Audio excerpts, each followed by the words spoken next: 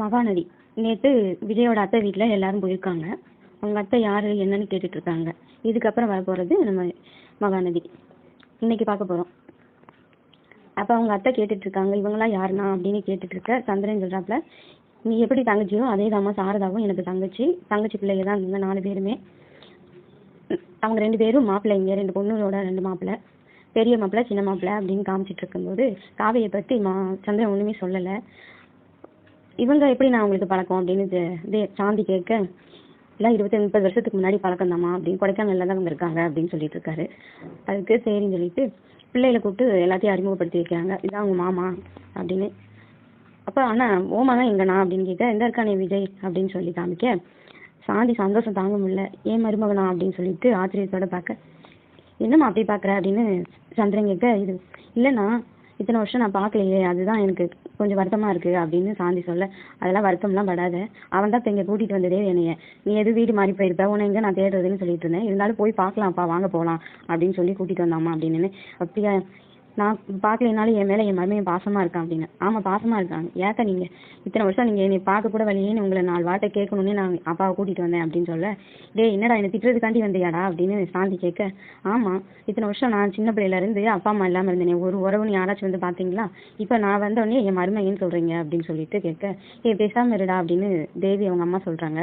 ஏம்மா பேசாதீங்கம்மா, ஒரு வார்த்தை கூட ஒரு ஃபோனில் கூட கேட்டது கிடையாதுமா அப்படின்னு சொல்லிட்டு விஜய் கிண்டல் பண்ண, சரி விடுங்கப்பா போனது போகட்டும் அப்படின்னு தாத்தா சொல்ல, சரின்னு சொல்லிட்டு இதான் நான் காஃபி எடுத்துக்கோங்க அப்படின்னு சொல்லிட்டு காஃபி போட்டு எல்லாத்துக்கும் கொடுக்குது சாந்தி. அப்புறம் பிள்ளைகளை எல்லாம் கூப்பிட்டு வந்து எல்லாத்தையும் சொன்னதுனால, அப்போ இது மாமாவோட மகனாமா அப்படின்னு கார்த்தியா கேட்க, ஆமாம் கார்த்தியா மாமா தான் அப்படின்னு சொல்லிட்டு விஜய் கிண்டல் பண்ண, சரி இப்போ கல்யாணம்லாம் ஆயிடுச்சானா அப்படின்னு. ஆயிடுச்சுமா அப்படின்னா, அவங்க ஒய்ஃபை காணாமம்மா அப்படின்னு. மாமாவை கல்யாணம் ஆகாமல் இருந்தால் நானே கல்யாணம் பண்ணியிருப்பேன் அப்படின்னு கார்த்தியா சொல்லவும் எல்லாரும் சிரிக்கிறாங்க. யார் மாமா அவங்க ஒய்ஃபு அப்படின்னு. கூட்டிகிட்டு வரலையா அப்படின்னு. ஏன் கூட்டிகிட்டு வரல, இருந்தா இருக்காளே அப்படின்னு சொல்லிட்டு காவேரி அப்படின்ட்டு காவேரி கையை பிடிக்க, காவேரி டபக்குன்னு கையை உதறி விட்டு, இவ்வளோ நேரம் சொல்லலை கடைசியில் சொல்கிறாராமா அப்படின்னு. ஏம்மா அவனுக்கு கல்யாணம் ஆகி அதான் அவன் பொண்டாட்டி அந்த பக்கத்தில் நிற்கிது பாரு குட்டி காவேரி, அதுதான் அவன் பொண்ணு அப்படின்னு.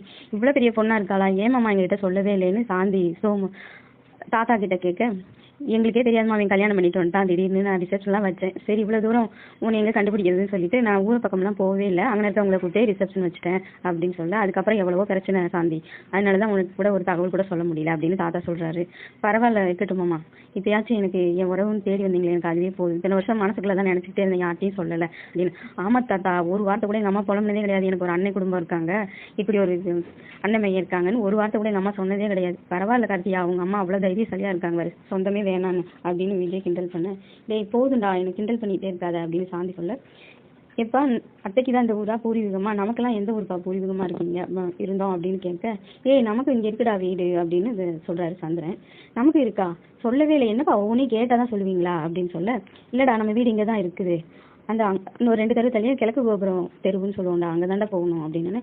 அப்போ நம்ம போய் பார்க்கலாமாப்பா அப்படின்னு. இந்நேரம் இருட்டாயிடுச்சுடா, இன்னும் எங்கே அங்கே போக, எப்படி இருக்கோ வீடு அப்படின்னு சொல்ல, நீங்கள் நைட்டு இங்கே தங்கிட்டு காலையில் போகலாண்ணா அப்படின்னு சாந்தி சொல்லுது. இங்கேயாம்மா அப்படின்னு கேட்டு, நைட்டு அங்கே கொடைக்கானலில் வேலை இருக்குமா, அங்கே போயினா தான் சரியாகும், நாங்கள் போயிட்டு கூட வரோம் அப்படின்னு சொல்ல, இல்லைண்ணா நீங்கள் நைட்டு தங்கிட்டு காலையில் இங்கே வீட்டை பார்த்துட்டு போங்க அப்படின்னு சொல்லிட்டு சாந்தி சொல்லுது. சரிம்மா அப்படின்னு சொல்லிட்டு எல்லாம் டிஃபன்லாம் வாங்கி எல்லாம் சாப்பிட்டுட்டு எல்லோரும் சந்திரன் சிவசந்திரன் சாந்தியோட வீட்டுக்காரர் வந்துட்டு உடனே எல்லாம் பேசி சிரிச்சுட்டு சந்தோஷமாக இருந்துட்டு தூங்கிடுறாங்க. காலையில் எழுந்திரிச்சு எல்லாம் காஃபிலாம் குடிச்சிட்டு, சரிம்மா நாங்கள் வீடு முடி போய் பார்த்துட்டு வரோம் அப்படின்னா, சாப்பிடணும் நாங்கள் அப்படின்னு. சரிம்மா வந்து சாப்பிட்றோம், சந்திரா வரியா நீயும் அப்படின்னு தங்கச்சி வீட்டுக்கார சந்திரன் கூப்பிட, போகலாம் மச்சான் அப்படின்னு சொல்லிட்டு எல்லாருமே போகிறாங்க. தாத்தா விஜய் கங்கா காவேரின்னு எல்லாருமே அவங்க வீட்டை பார்க்க போகிறாங்க. நடந்தே போகலாம்ப்பா, காலையில் தானே கூட்டம் இருக்காது அப்படின்னு சொல்லிட்டு அப்படியே கடத்தெருவை சுற்றி பார்த்துட்டு எல்லாம் அப்படியே நடந்து அந்த தெருவுக்கு போகிறாங்க. அங்கே போய் பார்த்தா வீடு திறந்துருக்குது.